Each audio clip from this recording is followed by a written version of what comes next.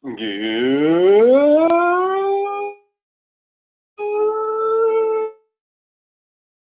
evening, Sports Zonian. How's everybody doing out there tonight? I am Mike and Erich. I am your host. This is Sports Zone. Coming to you live like we do every week here via the I-95 Sports and Entertainment Radio Network, and will be rebroadcast on Blackjack TV, via Zingo TV on Wednesday, I believe. So thank you everybody for watching the replay. And we got a great show for you tonight. We will be joined by Eric Truss in a matter of moments here. Unfortunately, no Dave Hastings tonight. But that's all right, because we sit here on the eve of the baseball trading deadline. And we got a lot to get to tonight, a lot to talk about, a lot of speculation. Now, the trading deadline is always funny. And this year is unique because this is the first time in my lifetime, at least, that I can remember, that we don't have the August 31st waiver deadline after this. This is the only trade deadline in baseball for this season. July 31st at 4 p.m., I believe, is the deadline. So tomorrow afternoon, if you're listening to us on Tuesday. And listen, I mentioned earlier in the season, and I stick by it. I don't like the fact that you have one trade deadline, and that deadline is on July 31st. I still believe in that. And I just, my own personal belief is that it's too early. It's truly too early for clubs to make a decision on whether or not they should buy or sell. If you look at the way the races are in baseball right now, it's different in the American League because you have clear-cut favorites. But if you look in the National League, you have the Dodgers and everybody else. So everybody else is still technically in it. If you look at the American League East, or excuse me, the National League East, you have the Braves at 62 and 45. You have the Nationals 4.5 back, Phillies 6 back. Then you go to the National League Central. Cubs and Cardinals currently start play tonight. They are tied for first place with 56 and 49 record. Then you have the Brewers 1 game back at 56 and 51. And then the West, like I said, the Dodgers are running away with the division there. It's not even close. Then you look at the wild card race. And this is where you can actually bring the American League into it too, because the only division race that is really tight in the American League, at least as of right now, is the American League Central, with the Twins holding, I believe, a 2-game lead over the Indians. And then you look at the wild card, the Indians and the A's hold the 2 wild card spots right now. You have Tampa Bay Rays, they have a game back. When you lead a busy life, going on here. Okay. Love when my computer decides to just make random noise for no apparent reason, so I apologize for that. So the Rays are half game out of the wild card. The Red Sox 1 game back. Then you have the Angels 5.5 back, and the Rangers at 6.5 back. So you have a good number of teams that are still at least have some semblance of hope that they would be in a wild card race. And then you go to the National League, and it's much different because the Nationals, again, the Cubs and the Cardinals are tied for first place in the Central, so the loser of that would be the second wild card team. The Nationals would be the first. Then you have the Phillies and the Brewers 1 game back. You have the Giants at 2.5 back, Diamondbacks at 4 games back. And then you have the Mets. Yes, they lost 3 or 4 to the Giants about a week and a half ago, but outside of that, they are taking advantage of a relatively weak schedule right now, and they have a 50 and 55 record. Now, do I think this means that the Mets are in a playoff race? No, I don't. But you look at their schedule right now, at least for the next week or so. Starting tonight, they play 3 games in Chicago against the White Sox. Then they have 3 games against the Pittsburgh Pirates and 4 games against the Miami Marlins. So in these 10 games, it is entirely possible that the Mets make 500. Now, I am not suggesting that would automatically make them a playoff contender. It doesn't. But the Mets have a pretty weak schedule over the next 2 months. And if you have paid attention to what the Mets have done the last 4 years, better or worse, they've been a second-half ball club. 2015, they went on the big run after they got Cespedes at the trade deadline, took over the division, won the division, made it to the World Series. 2016, second week in August, they look dead in the water. They go on this big run. They make the wild card. They host a wild card game at Citi Field, and then I believe it was Connor Gillespie hit the home run off of Jairus Familia in the ninth inning, completely ruined the game for the Mets. So you got that. So the fact is anything can happen, and I think making a decision on July 31st, whether they should be buyers or sellers, I think it's too early. I think the trading deadline should be August 15th. That's just my opinion. And with that, we welcome Erich Tressler to the program. Erich, how you doing? If you're trying to sell me on the Mets and Marcus Stroman, I didn't get there yet. First of all, so I thank you for jumping ahead a little bit. But no, go ahead. No, what did you say then? I'm sorry. I must have. Well, I didn't get to the point where we're actually talking about anything that's happened over the last week yet. I was really setting the stage. You and me had a discussion. I think it was. I can't remember how long ago it was, but it was about the fact that, and I still feel this way, that I don't like the fact that you make one trade deadline, you make it on July 31st, because you have a situation like what we're seeing right now. To me, it's too early to really gauge whether a team should be a buyer or a seller. And I was using No, it's not. No, it's not. You're two-thirds of the way through the season. You're 70% of the way through the season. You don't know whether or not you're making a push. I'm sorry, you don't have to wait till the end of August to find out if you're making a push. No, I did not say the end of August. I would like August 15th. Let me make my case why. Okay. What you said is valid. We're almost three-quarters of the way through the season. But you look at a team like the Mets right now. They're 50 and 55. Their next 10 games are against the White Sox, the Pittsburgh Pirates, who they already swept last weekend, and 4 games against the Miami Marlins. So in those 10 games, right now, 50 and 55, that's nothing. They could be over 500 by this time next week. And then you take on the Nationals and the Phillies, and those are the real tests right there as to whether or not this team is a playoff contender. If they do well in those series, you got to play. Come on, stop it. No. Don't give me. No. See, I'm applying logic. I'm applying logic here. This isn't logic. I'm not saying that you're actually play well. No, it's a hope and a dream.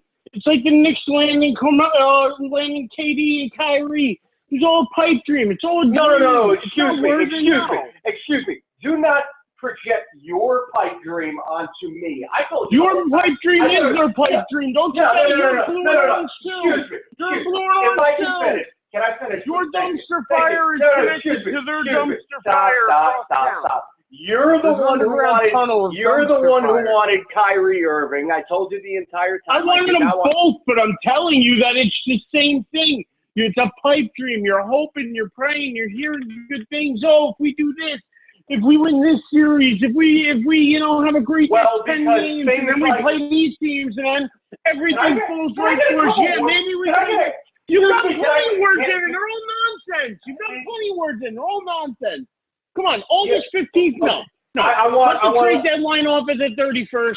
Be done with it. We don't need to extend it. You don't need to wait till the 15th. If you don't know by now, 70% of the way through the season, I'm sorry, you don't get it. You don't need to. You should be making a playoff push at the end of August. You should be making it. Meanwhile, they basically did that 2 of the last 4 years, dude. I hate to break it to you. You have no facts. I know what happened in 2015 and 2016. Now, again, you're assuming I'm saying they're going to do it. I didn't actually say that. I said there's a chance they could do that, and you can cut me off. There's a chance I can win $1 million on a scratch-off. What are the odds? Oh, that is so funny. I'm sorry, Dave's not here tonight to laugh. The odds are so small. You're living in a fantasy world. You want to have your cake and eat it too, and it's not the way it's going to be. Well, wait a minute. You want it first. What is the cake and what is the have it too in this scenario? I'm curious. The August 15th trade deadline, where you want to, maybe August 31st wasn't right, so we'll just bump it back to August 15th. That's perfect. You want the best of both worlds. You're not going to have it that way. You have the waiver deadline period, or you don't have the waiver deadline period. That's it. And no, you cannot have the waiver deadline period. you can not have the waiver deadline period and still have the deadline on August 15th, and you could say what you want. I've been saying this all season, so let's not make it sound like I'm only saying this because of no, but I'm saying that all season long. I've been telling you you're crazy. And we're seeing it. I'm telling you you're crazy. And the Mets making a playoff push, that's the craziest thing you've said yet. Because that's ridiculous. Excuse me. You want to trade for Stroman, and all of a sudden think you guys are contenders. It makes me laugh. I'm sorry. Wait a minute. See, you're jumping to a lot of things I didn't actually say, and you're putting words in my mouth. So let's try not to do that, okay? You're the one who said they're making a playoff push. I'm saying the season ain't over yet. A lot of things. You're saying the season ain't over yet. That's exactly what you're saying. You're saying it without saying it. You're taking the back. No, saying the season is not over yet does not mean I'm saying they're making a playoff push. They could be dead in the water after those Washington and Philadelphia series, dude. Season could still be over by the end of March. I'm completely aware of that. And this has nothing over now. They're below 500. It's over now. It's actually not over now because there's still 2 months of the season left to play. And I know, mathematically it can still happen, but I'm telling you, it's over. Stick a fork in them. They're done. It's actually not over because what's today's date? The 29th? Let's give a shout-out to George. Declaring the Mets season dead right now, July 30th. If I am wrong, I will I have a feeling from October, but I am not wrong on this one. Well, you might be wrong, but here's the thing. The Mets play half their games against under 500 teams, and the majority of the games they play against over 500 teams are in their division. So you can write them off and say it's 100%. It's not 100% certain, dude. And this has nothing to do with Stroman, because what have I been saying for the last month that is all the Mets really need to actually have a legitimate shot? What have I been saying?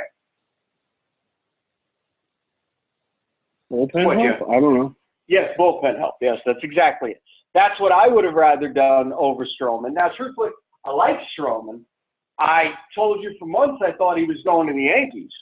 So there's that. Yeah. And then you heard him cursing out upper management. And I was waiting for you to bring this one up. Yeah, I was waiting for you to bring this one up. It's been reported. Yeah, fine. Go ahead. I'll let you have that one. You can have that one. Yeah, go ahead. It's not having it. It's just you talk about them facts before. That's just a fact. They have them in the clubhouse screaming and yelling. They didn't even let reporters in that night. He was not the biggest fan of being there. Maybe he'll change his mind, but I just don't see what the Mets are doing right now. I don't know why they wouldn't want to trade, get some young pieces. They could probably get a good return. They could probably do some things. I don't understand why they are taking the approach they're taking and going all in and feeling like they're going to be buyers instead of sellers. They should be sellers. They should be trying to rebuild. They should be trying to build on the Alonso, the O'Neill, and the other. They should be trying to put more young talent on that team, and they're just not doing it.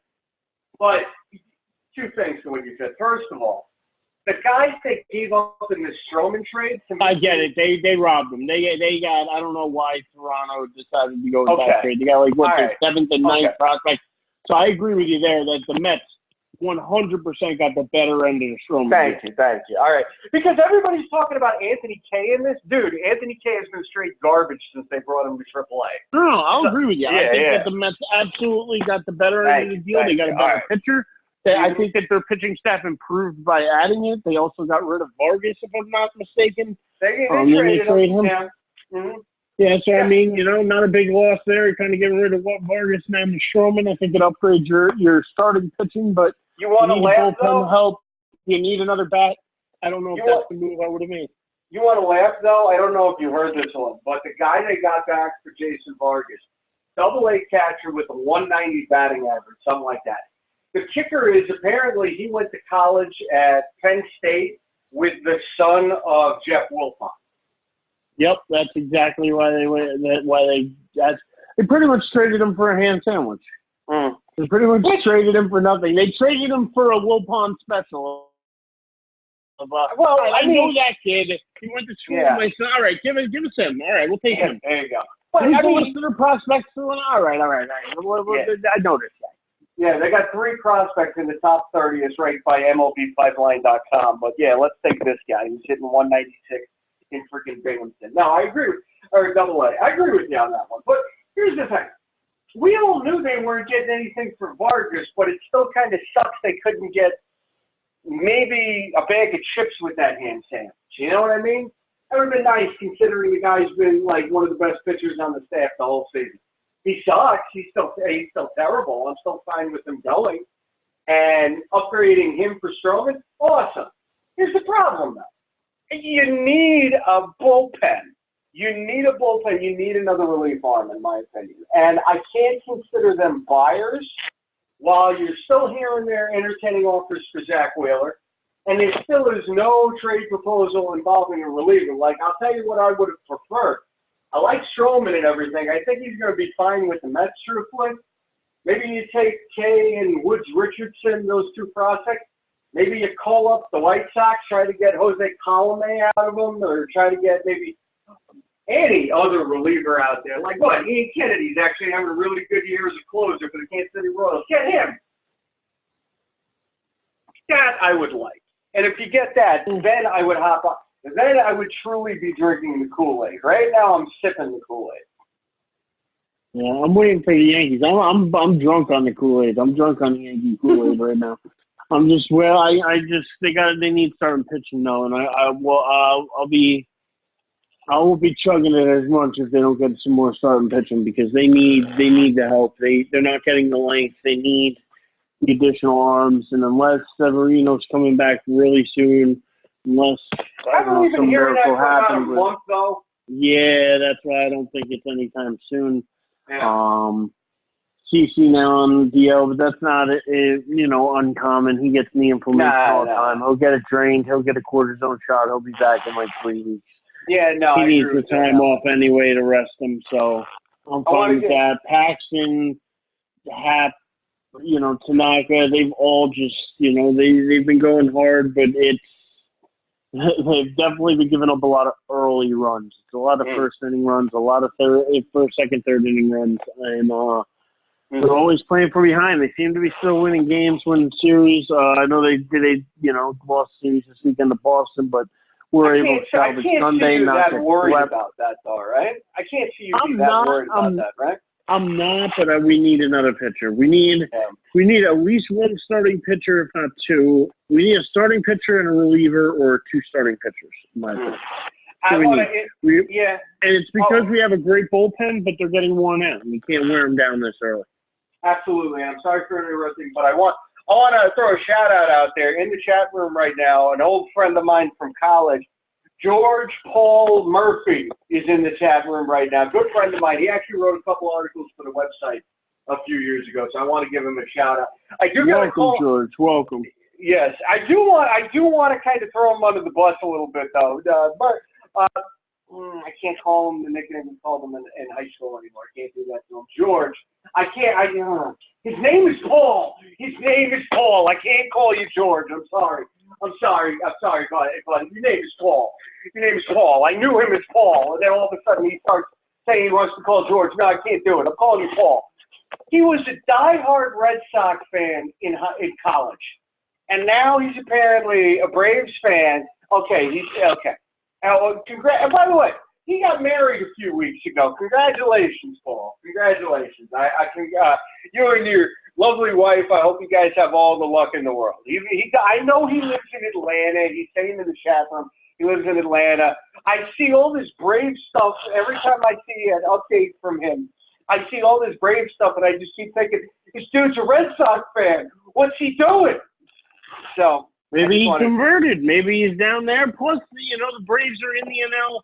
And if I'm not mistaken, did the Braves have something to do with Boston in the early days of baseball? No, I think they were the old Boston.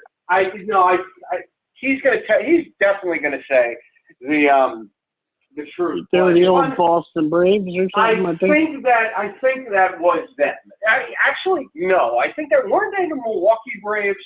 Then that Boston. They might have been. They came from somewhere. Business. They might have been Milwaukee. Yeah. Boston to Milwaukee to Atlanta. All right, thank you, Paul. I appreciate it. I appreciate that. Okay. All right. So it did originate in Boston. Yeah. Let's go back to your Yankees though. So Stroman goes to the Mets.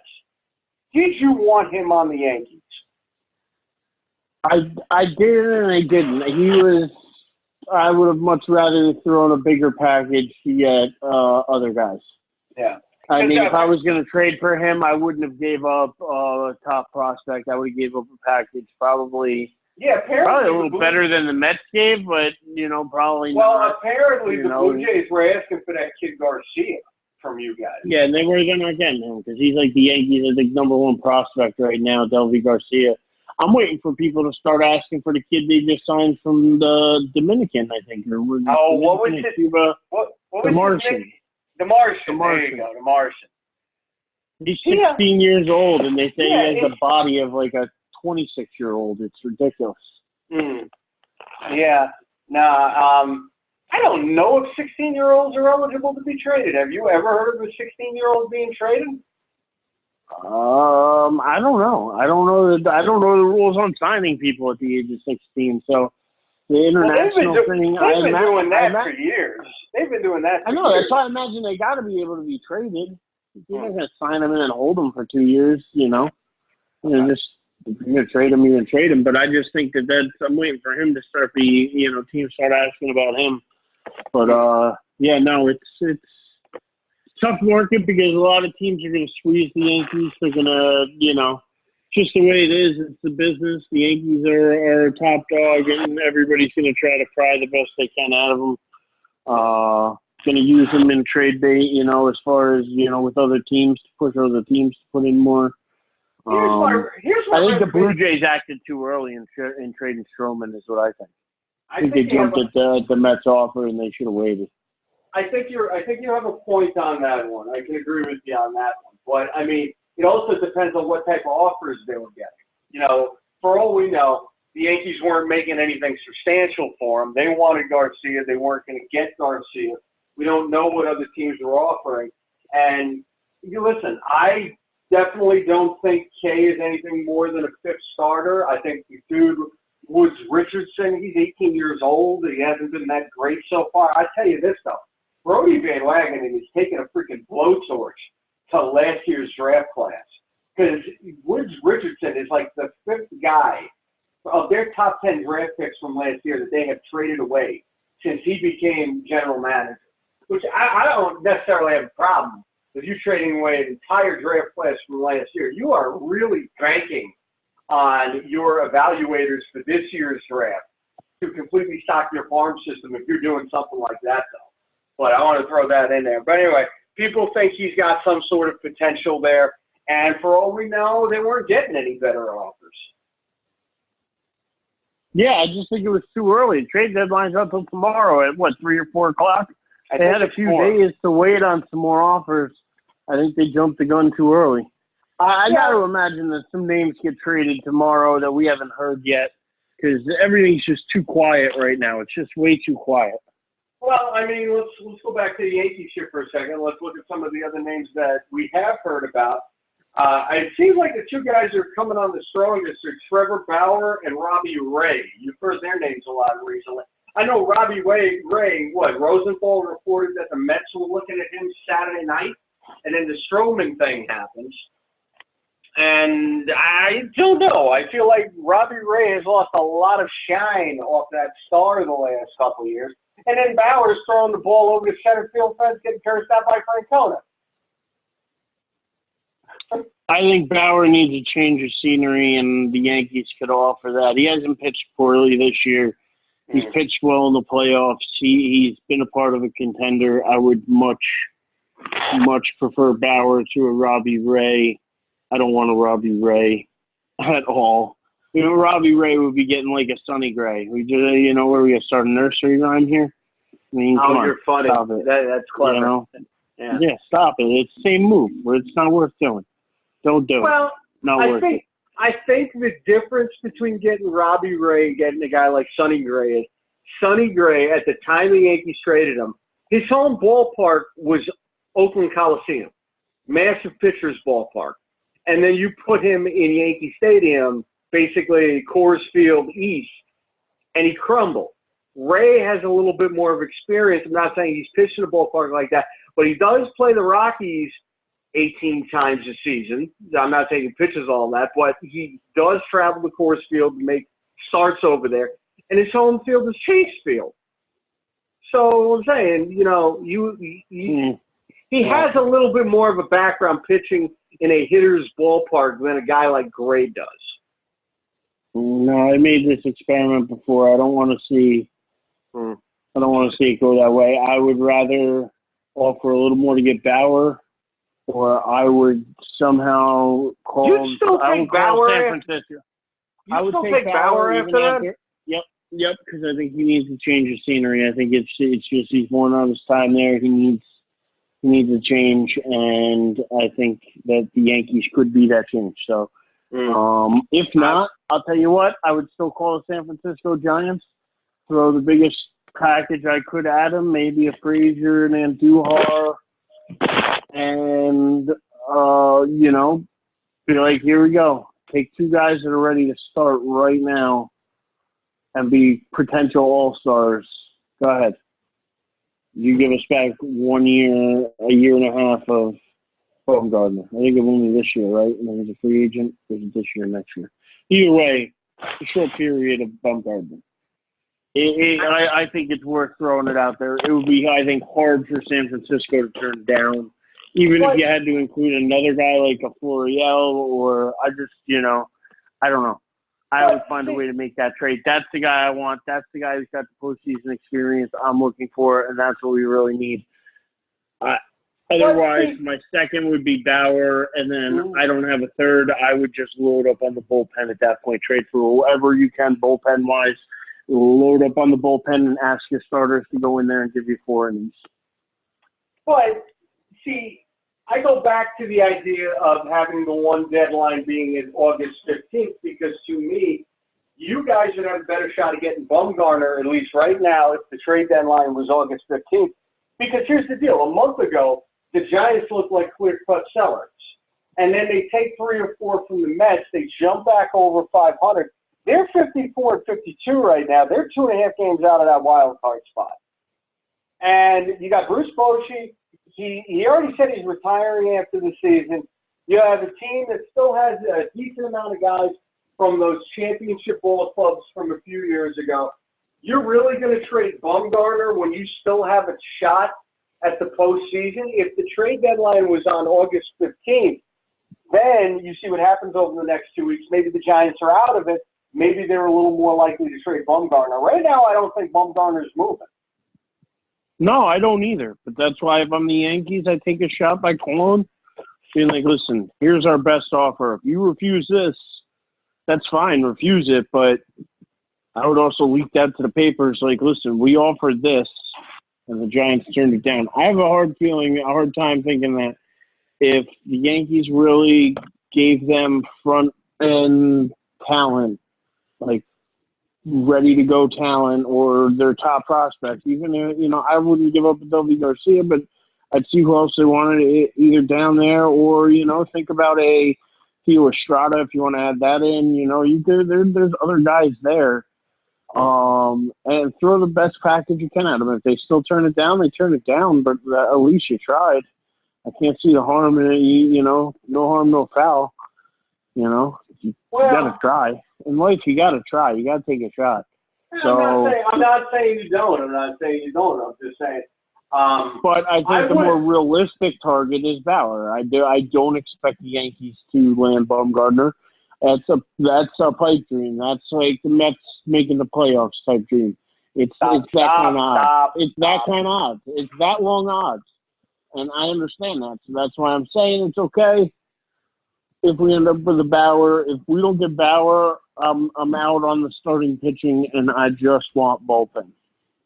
Well, here's the other thing with the Indians. How do you trade a frontline starter like Bauer has been at times and start a rebuild when you're in the lead for the wild card and you're 2 games behind the Twins for the Central Division? That's another thing.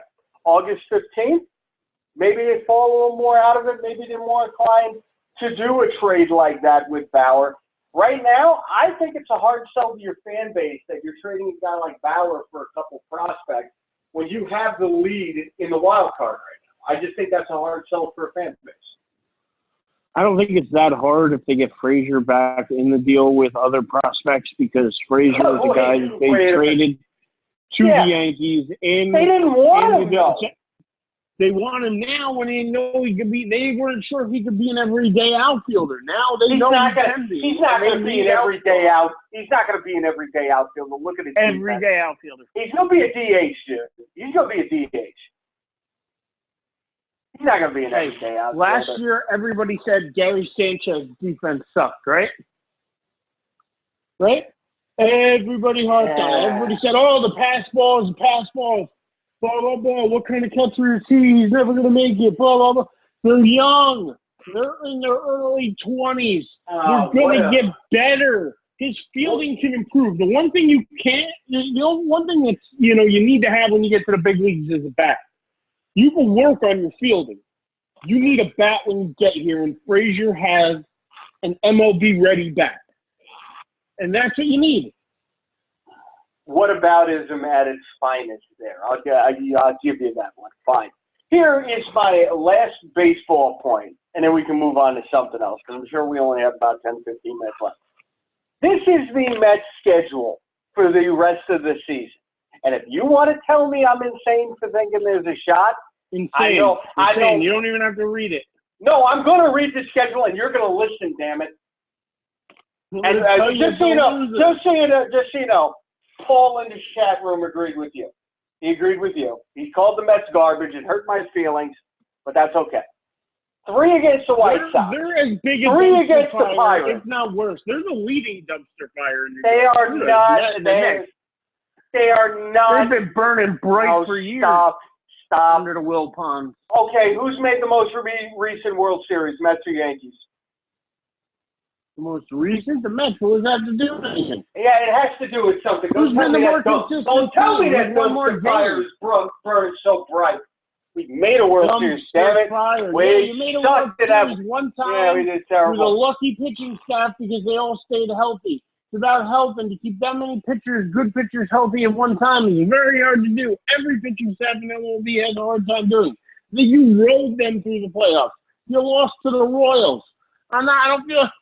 Oh, the Royals were a good team. Don't give me that. Come on, they're not a historically good team. Nobody gets. When people look back and say they made 2 straight World Series. What is wrong with you? What is wrong with great though? Revisionist history. They were really good that year. Hate to break it to you. They had a really good team that year. There's sometimes if really good teams win, but they're not an all-time great team. I hate to break it to you, but that team was the blueprint for the bullpen you guys currently have. If that bullpen doesn't emerge, Brian Cashman doesn't get the idea to make the bullpen that you guys currently have. All right? Just want to say that. 3 against the White Sox, 3 against the Pirates, 4 against Miami. Then you got the Nationals and the Braves. Excuse me, it was the Braves, not the Phillies.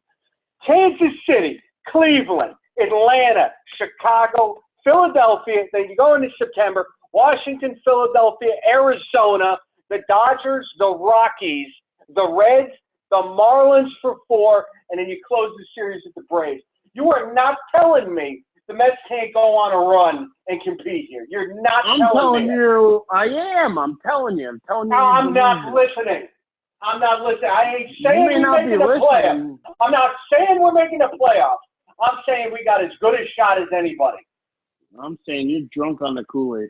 I'm sipping the Kool-Aid. I ain't there yet. I'm still hedging the bet. Right next to that giant Met dumpster fire there. It's not a dumpster fire yet.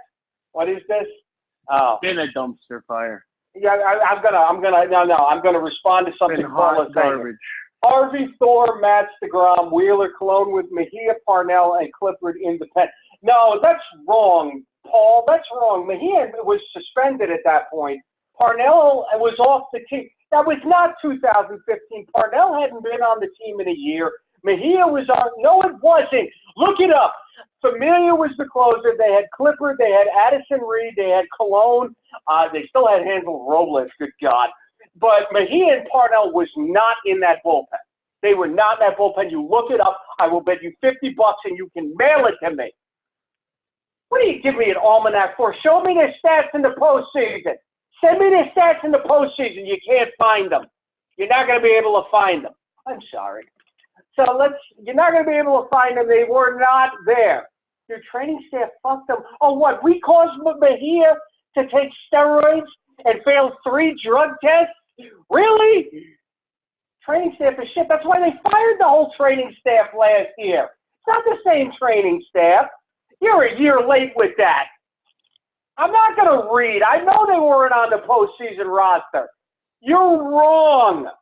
He's wrong. He's wrong, Eric. He's wrong. Do you have any response to that? This is a fun show. I'm having a good time. I was in a bad mood. Eric, did you hang up? No, I'm here. Our training staff ruined your franchise. Oh, since when is it ours? Since when is it ours? Yours. Stop. I'm about to bring him on the show because I'm going to yell at him. Anyway, no, here's one thing I want to say to you real quick. So when are you trying out to be a Giants wide receiver there, Eric? Me? Never.